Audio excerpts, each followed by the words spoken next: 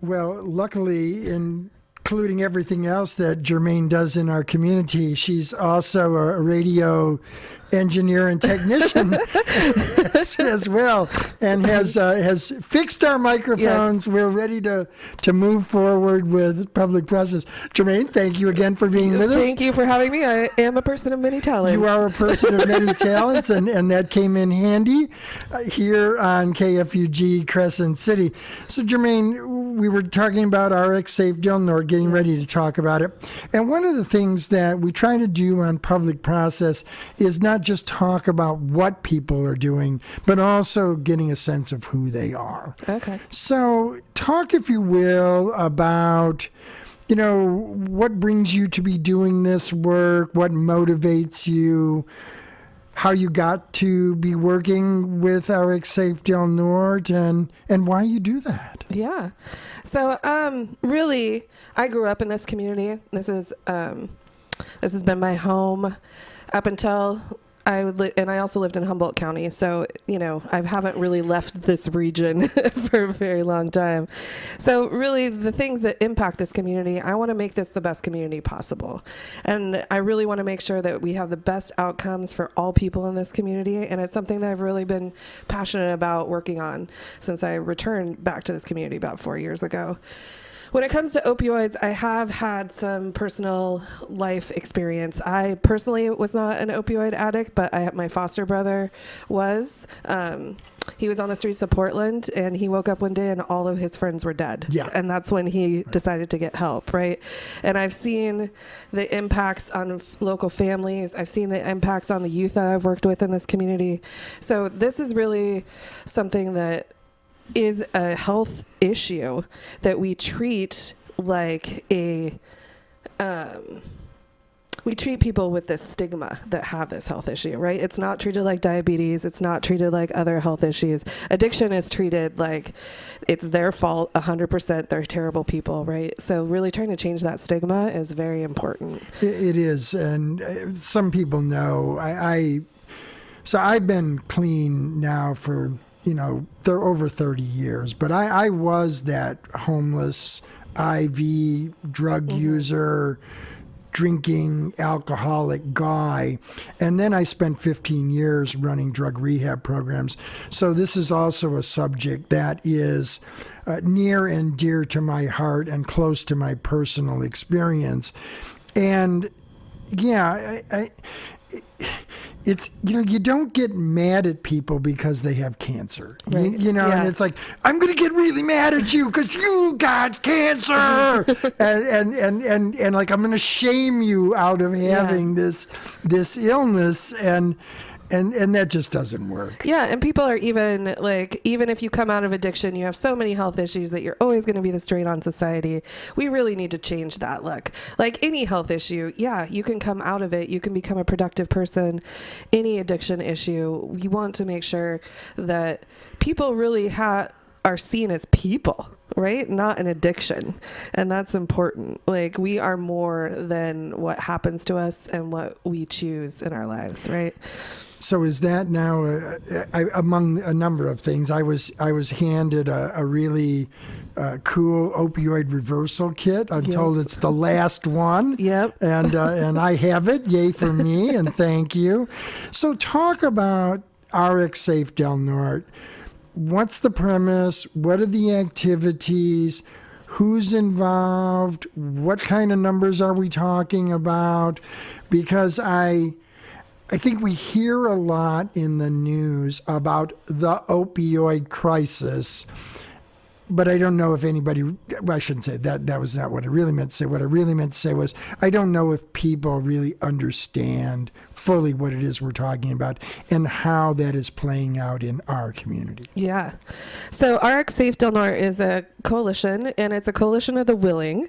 So we have local community people, we have law enforcement, we have medical providers, we have lots of organizations, agencies like public health involved in trying to solve this issue and really trying to understand the issue. So like you said, we're what does this look like for Del Norte County? The things that are going to work in LA, even the things that are going to work in Humboldt County aren't necessarily what's going to work for our community. So really trying to find those pieces that are going to address what it looks like for us in our community. So we really want to engage the community. We want to reduce that stigma, and we want to promote treatment, recovery, and wellness for people. And what is interesting in our community is that we have our highest rates are in the elder population. Right? So, and they're most likely housed. It's usually prescription drugs. So when people think of an opioid user or an opioid addict, they imagine somebody laying on the sidewalk with a needle in their arm. And that's not to say that we don't want to help those people as well, but it's also grandma who has taken her pain meds and had a glass of wine, because often the mixing of alcohol and opioids is one of the reasons that poisonings or overdoses happen in our community, and then is still in pain, so takes another pill. Maybe it's during the holidays and she's doubling up because she knows she has to cook a big dinner or whatever it is.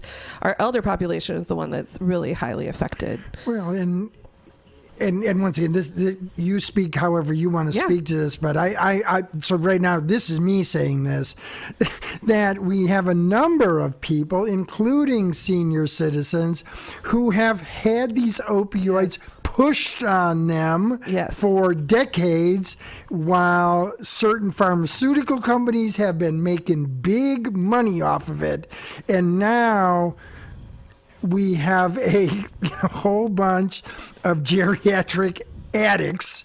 Yes. And how do we deal with that? And that's part of what the coalition is attempting to address. Yeah, because there's a lot of long-term opioid users who have had prescription opioids. And the state is cracking down, the country is cracking down on opioid prescriptions. So a lot of times what happens is once somebody has an opioid prescription and that is reduced, they will turn to street drugs. Right. Because we haven't addressed even though they were taking prescription pills as prescribed, they are now addicted to this prescription pill. And there's all sorts of lawsuits out there right now. Tribe is actually suing pharmaceutical companies over opioid pushing on reservations. So our local reservations have been hit the hardest as well. So HOOPA has its own coalition, UROC has its own coalition, and really trying to work on in their communities as well to address it. And are these coalitions, understanding that they're talking, I mean, if we're talking tribal communities, not necessarily the same as non-tribal community, but are these coalitions also cooperating and sharing information and that kind of definitely. RXSafe Del Norte works closely with the Yurok Tribe Coalition. We definitely, and they have full-time staff. I'm a part-time consultant, and then there's a coalition of people who hold full-time jobs. So it's nice when we're able to lean a little bit on some people that have a little more resources to put towards it as well. The HOOPA one is working closely with RXSafe Humboldt because they're part of the Humboldt County one. Right. And then actually Aegis, who is our funder, and Open Door, who our grant comes through for the coalition, is both serves both Humboldt and Del Norte. So we have cross collaboration there too. So we're really trying to look at this not only regionally, because we want to make sure that we're involving the region, but community wise too, like what's most important for that particular community. We're speaking with Jermaine Brubaker, who is with the RXSafe Del Norte Coalition.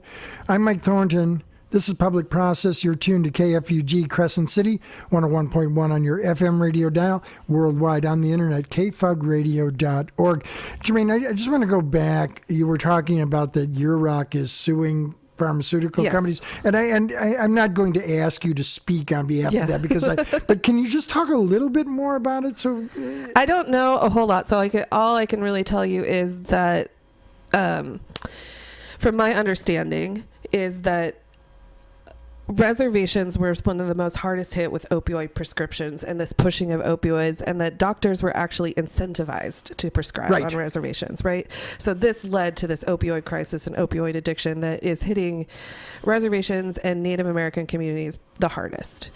They're our largest number, even in Del Norte County in general, of poisonings, hospitalizations, and overdoses.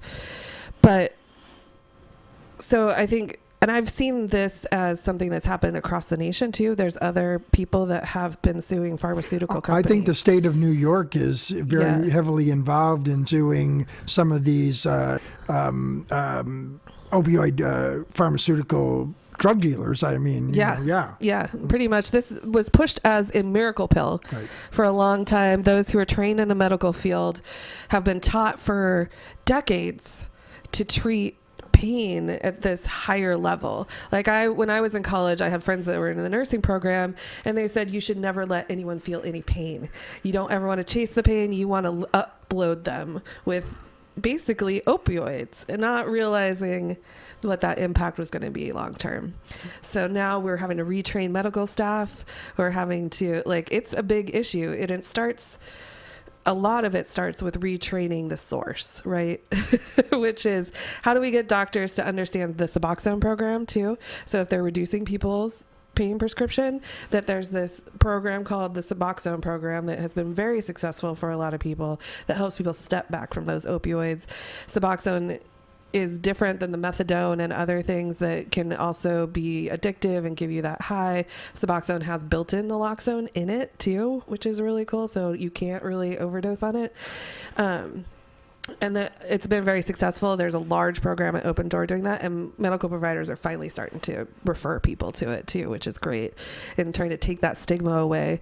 But we've heard a lot from people who are coming up through the recovery community is that programs like Suboxone have a stigma, because if you are quitting something and you're still using something to help yourself quit, it's not seen as like you're actually making a change, right? Okay, well, so all right, okay. There's a whole okay, so now this is my rant, okay? Yes, okay. Because this is something that I've been involved with for a long time, and so let me say this, because tell me if this is what I'm hearing you say. Okay.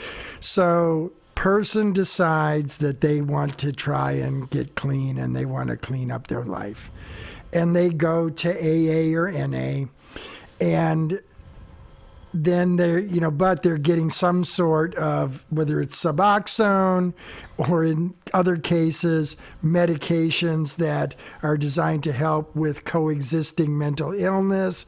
And somebody in one of these 12-step programs says to them, well, you're not really clean.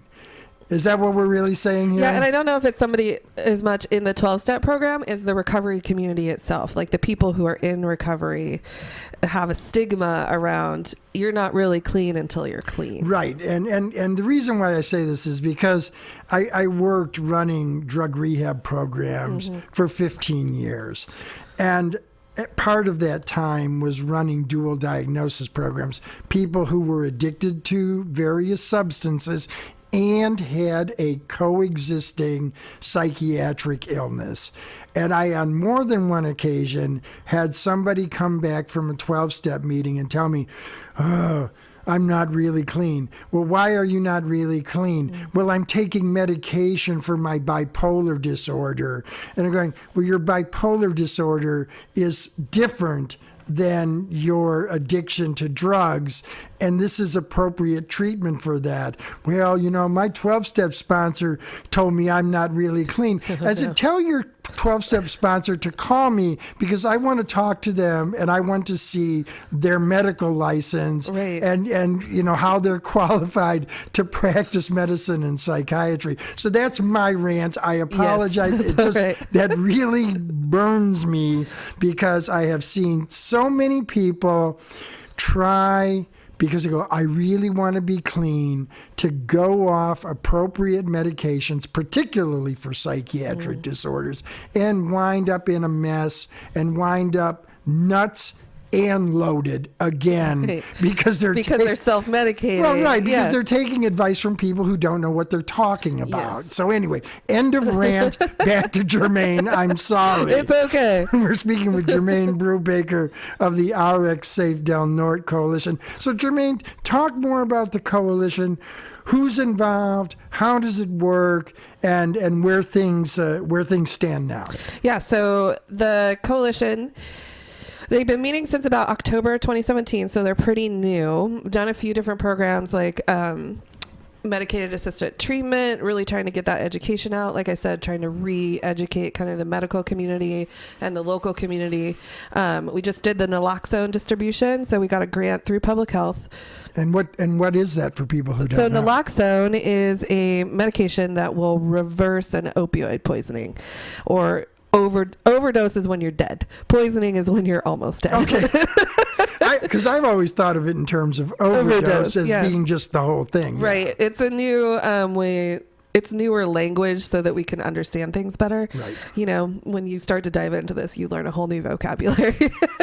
So poisoning is when somebody is on their way to death. So what happens when you give naloxone? First, you always want to make sure they're just not in a nod or like really super high, right? So you No, I know exactly Yes. what you're talking about. I'm very clear on this. All right. So you yell their name, you give them a sternum rub because that kind of hurts and that will wake somebody up. Do not put ice in anybody's orifices. Apparently this was a thing that I learned about in these trainings. It is really that was actually terrible. a thing back in the day. Yeah, so don't do that. And then you give rescue breaths. One of the big things about when somebody is in an opioid poisoning, they're not really breathing. So it stops that automatic breathing response. So that's what will cause the death most often in people is a lack of oxygen. So checking their airway, making sure they haven't, vomited and then respirating on it. And so in the kit, we actually have gloves too, which is nice, so that you don't have to touch that. That's nice. We think of these things. And then giving rescue breaths, so there's also a face shield in there, so you can give the rescue breaths without worrying about coming in contact with anything for your safety. And then the naloxone itself, what it does when you administer it, so this is the nasal spray, it's not the intermuscular, because we can rant about that in a minute, but the pharmacies... You can rant about that. All right. Yeah. The pharmacies have made it impossible to afford that too, and they've upped the dose on it so much that it doesn't only just bring somebody out of an overdose, but it like puts them in hard withdrawal immediately. So we just want to bring somebody out of an overdose. We don't want to punish them for having been in an opioid poisoning, but the higher the dose of this that you administer, the more that it will bring somebody out. So let me stop you here, because I want to hear more about what you're saying, because it sounds like you're saying that this other delivery method has been created and crafted in such a way that it can maybe not do more harm than good, but there's like a punishment aspect to it. Yeah. Is that what you're saying? Yeah, that is what I'm saying. Well, please talk about that. Well, so for the amount of Narcan that you need to bring somebody out of an overdose, so what it does is it knocks the opioids off the receptors and kind of takes those places. The drug is still in your system, so if you were to use again, you could go back into an overdose.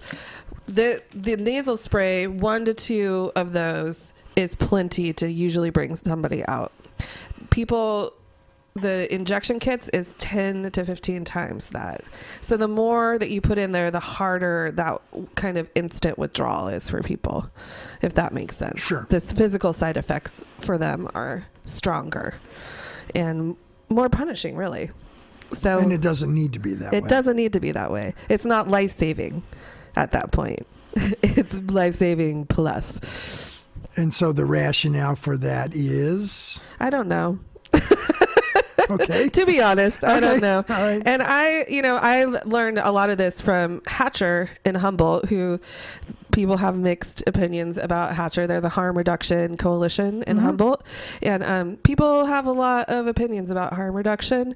What we really want to make sure is that people have a chance to survive in order to get help, right? We want people to be well. We want people to be healthy. And if you're dead, you can't do that, right? Absolutely. We're talking with Jermaine Brubaker, who's with RXSafe Del Norte. So the naloxone distribution and training is one aspect of what the coalition is doing. Now, how and to who are people getting these opioid reversal kits? You can't have mine. Well, I mean, if you really need it, you probably could have mine.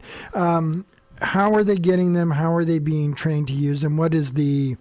We actually ran out because we had 300 doses about through that public health grant, and we distributed them. We did a train the trainer out in Klamath with the Yurok tribe, and there was other agencies there, like the library now has a trainer on site that they have some of their own opioids, and then we did community outreach, and we had a lot of different people come out. We handed out a lot of kits, especially people who are like, I have a neighbor, I have a family member that I know needs this, and I want to make sure that they can get it.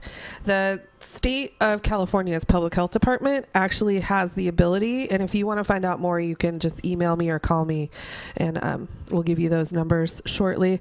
But where you can get your own kits. I'm also trying to get more for just the coalition, because this was through public health that we got this first set. What does it take for the coalition to get more of these? For any organization, you go on the California Public Health site, and if you email me, I'll give you that link, and you make a request. It's pretty simple. It's pretty straightforward. The state of California wants to get this in as many hands as possible.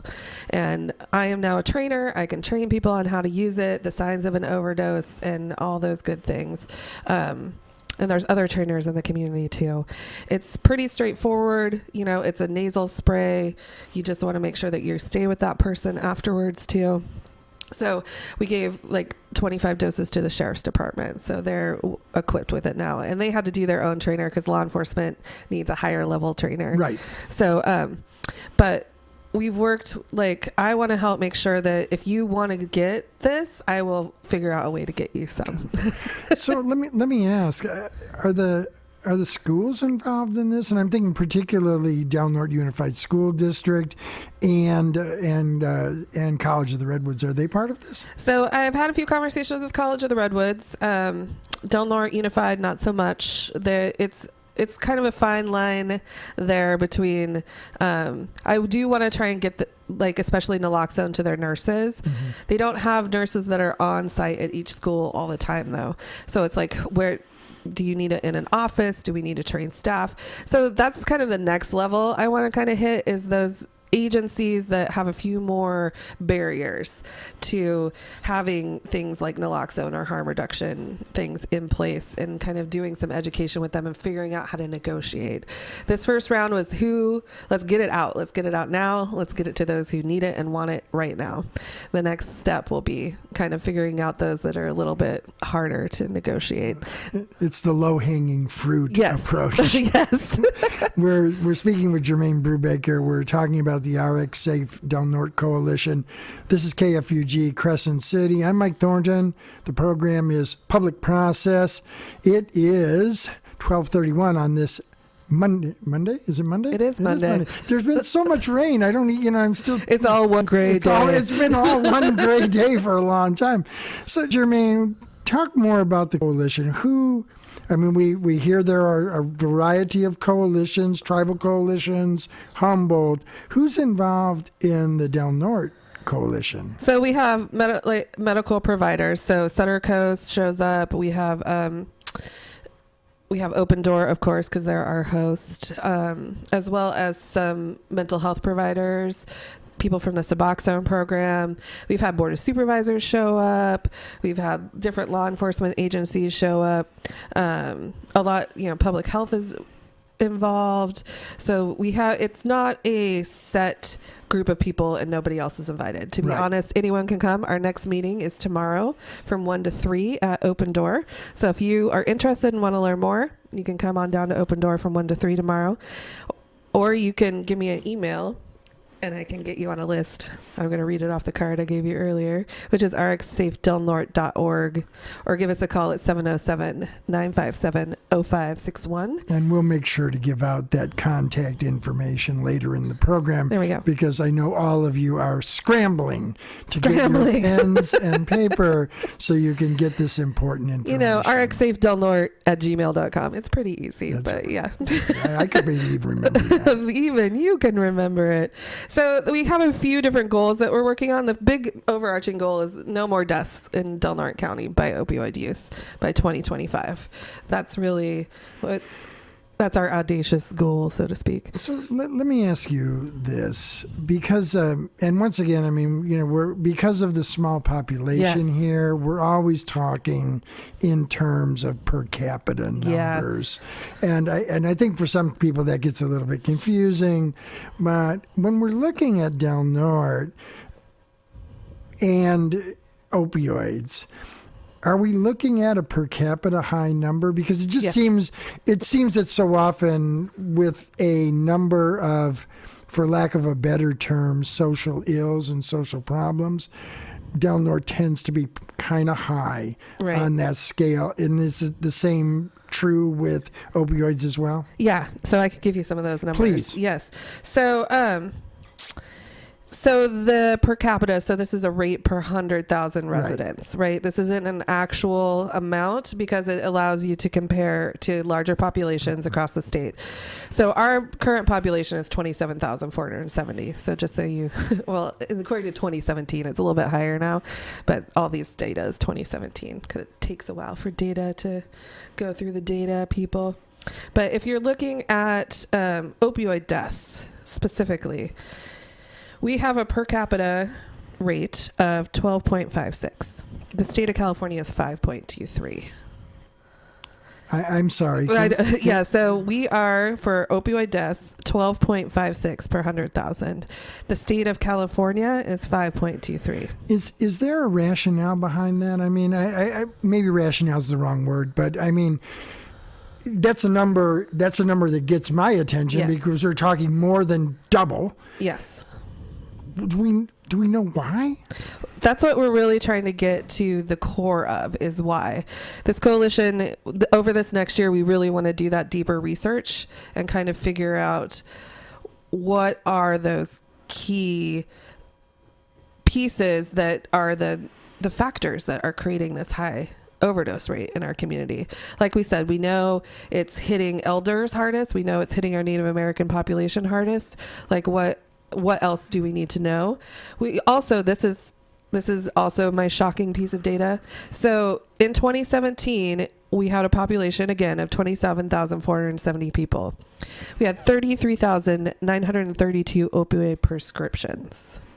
So there's, that's more than one prescription per person. Well, that's what I was going to say. I Yeah. mean, I'm not a math whiz, but that's like more prescriptions than there are people. Yes, exactly. So it's like a 1.3 rate of prescription per person.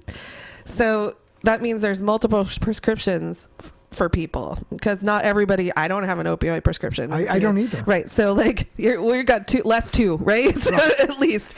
But so that means that there's an overprescription problem happening.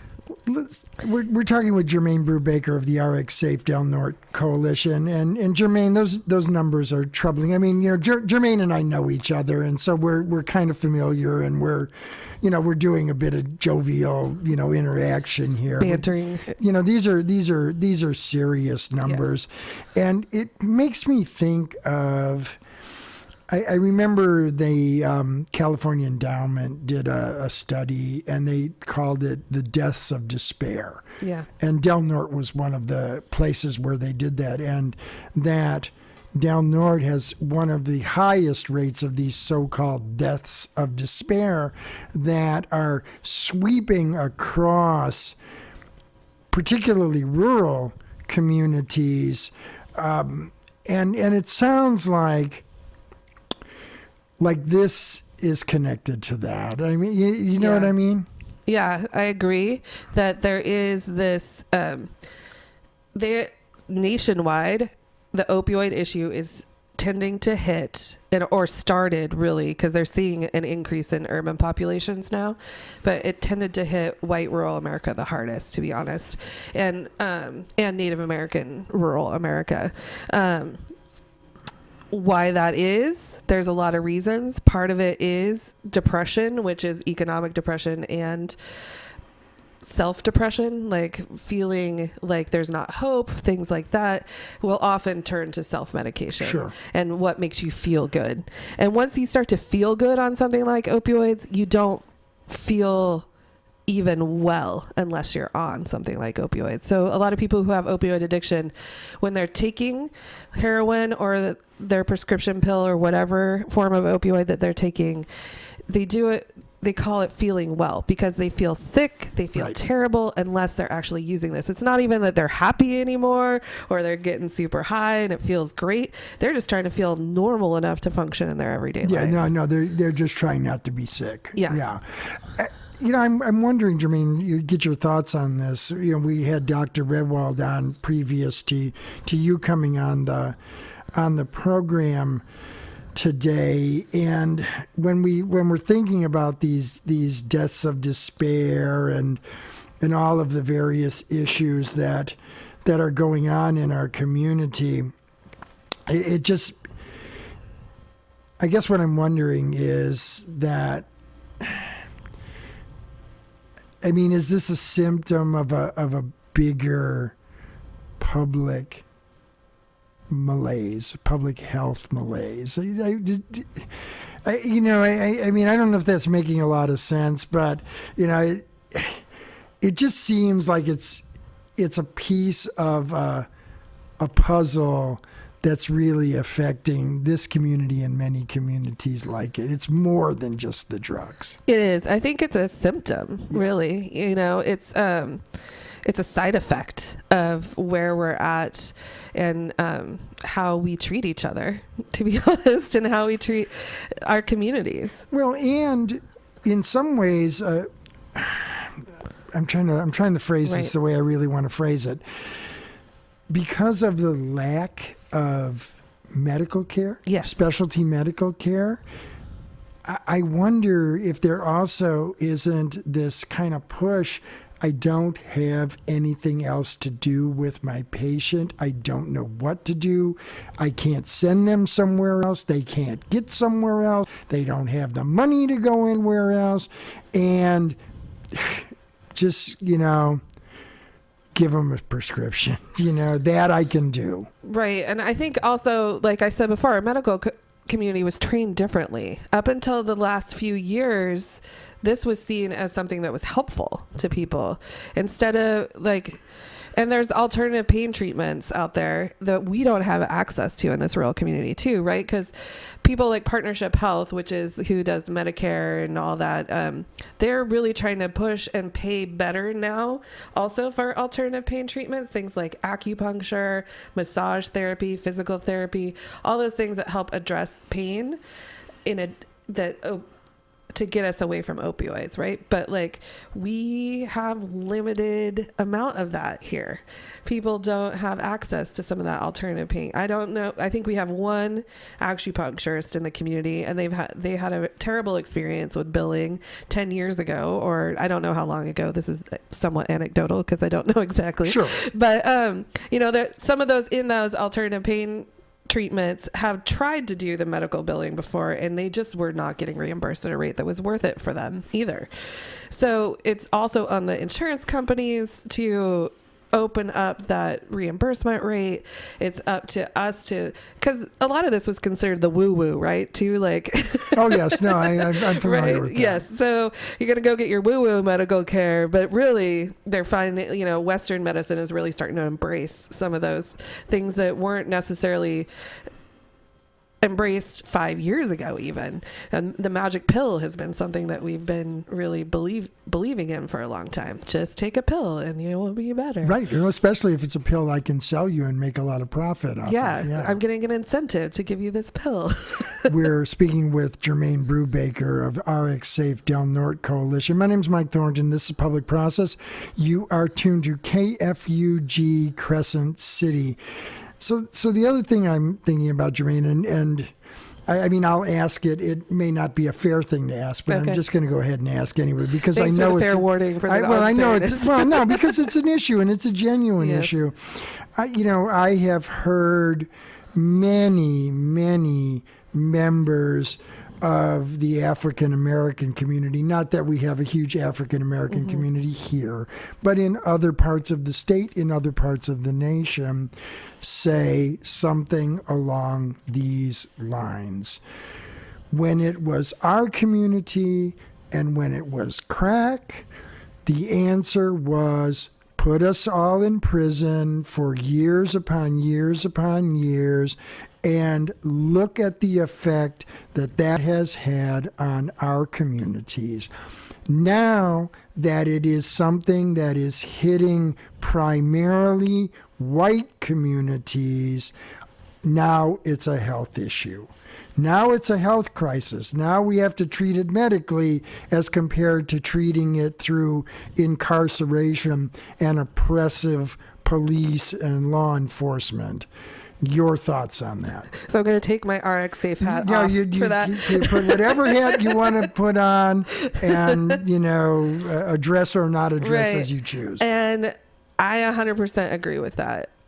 As a person who has been working on community issues for a long time, works with people of color, and really has seen that when it comes to the white suburban crisis that opioid addiction is now, that it has got the money and the attention that other crises have not had before. And maybe there's been, I'll play a little advocate here. Maybe there's been a learning curve. Maybe they've learned from that incarceration doesn't work. We're trying to move away from incarceration to rehabilitation. Our country as a whole is trying to move away from incarcerating people for drug crimes. And that's true. So, maybe there's a little bit of that influence, but I also agree that, systemic racism is part of it as well. Yeah, no, I mean, and I'm not saying that as an RXSafe representative. No, and you're not. I know. I saw. So Jermaine has these two hats. One says RXSafe Del Norte. She clearly took that off and hung it on our light pole, and it's over there. And then she put on this other hat that said, anti-racist activist, and clearly put that on while we were having that discussion. Yeah, you guys can't see all the behind the scenes. No, here. you can't. And but it did happen. Take my word for it. Because I do think that's important to point out, and I guess the reason is that we need to start addressing, as I was talking with the county health officer earlier, these are health issues. Yes. Addiction is a health issue. Psychiatric illness is a health issue. Homelessness is a health issue. Whether it's happening in a white working class rural community, whether it's happening in an upscale suburb, whether it's happening in an urban area primarily made up of people of color and African Americans, we have to start looking at these things as health issues. I mean, it's like this opioid reversal kit that I have, right? I keep going back to this, but it's got some cool things in it, right? The one thing it doesn't have in it is a pair of handcuffs. Yes. And we need to start looking at this as a health issue. Yes, I agree.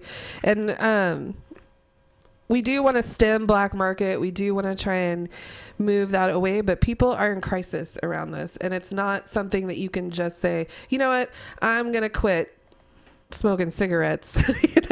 It's a lot more than that. And you have physical issues when people are trying to come off this particular drug. And this drug has a toehold in America in a way that is just extreme, and partially because it was seen as a health solution and now it's a health issue, right?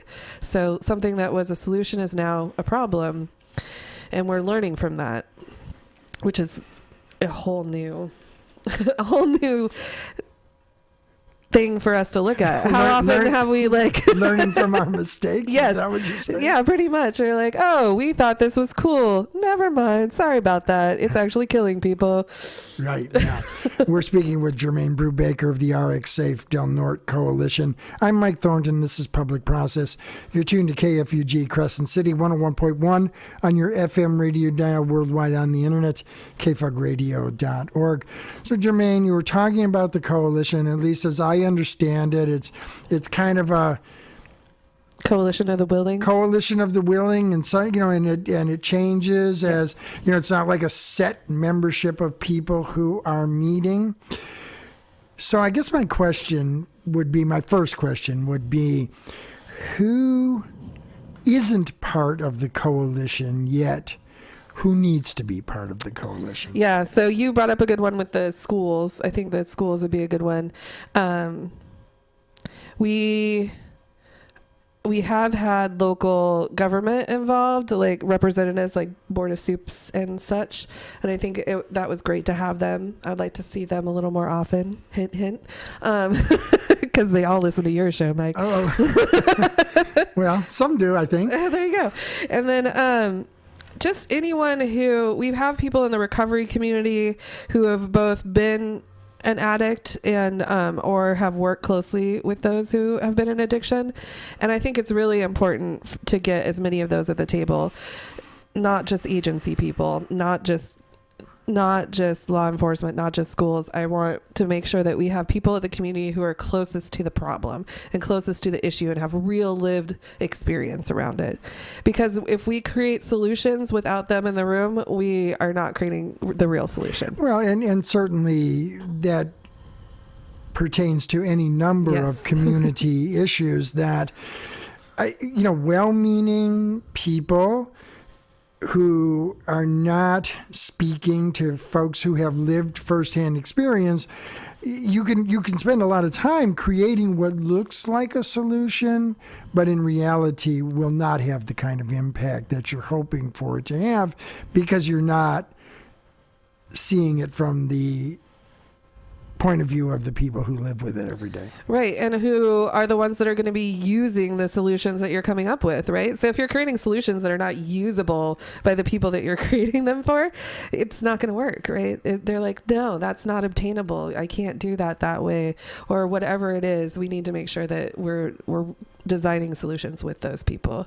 So because it's a fairly new coalition, done some outreach stuff, done some education stuff, but this next year, we're really hoping to dive a little bit deeper into research and really understanding the issue and really understanding some of those cause and effect issues. We applied for a grant that hopefully we wrote a letter of interest. We are competing. Only 3 will be chosen in the state of California, but that would give us some money to do some deep research. And who is this grant? So the grant is through, who was it? CCI, the Center for, I can't remember what the acronym stands for, right.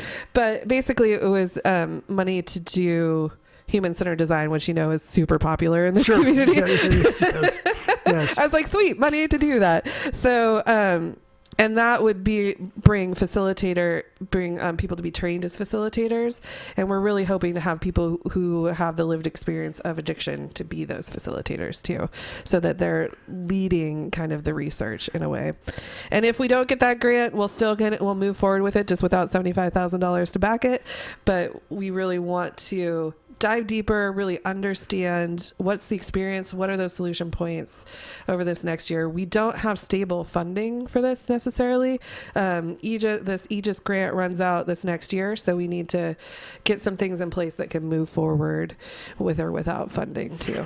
Well, I mean, it seems to me, and it's always easy to go, well, no, it's very clear to me. I mean, it's in the interest of any number of entities who are involved in this community to help fund this kind of thing. Nonprofits like the Endowment, like Humboldt Area Foundation, like Building Healthy Communities, like Sutter Health. Y'all got some money. I mean, let's be clear on that. I mean, y'all got some money. I think you could probably kick loose to $75,000 without it hurting anybody. In fact, there might be some people wouldn't even notice. Right.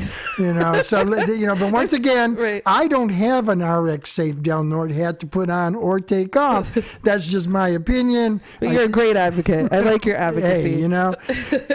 Though I guess getting back to the grant thing, there's only 3 of them. That doesn't make a lot of sense to me. And is Del Norte having to compete against other much better resourced communities? Probably. I don't even know who applied, but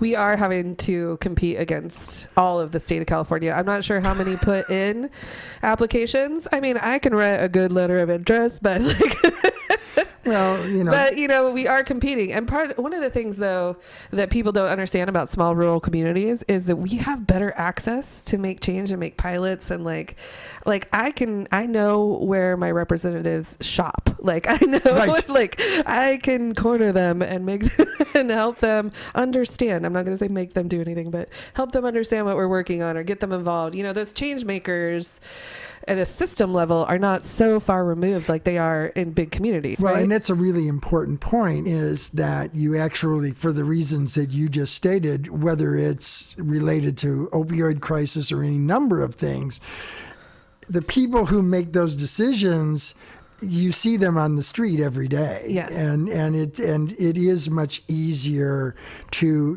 get to them, and even in the context of the Board of Supervisors meeting and the City Council, there's an opportunity for you to just kind of go, oh, okay, I'll walk over there in 2 minutes and tell them what I have to say.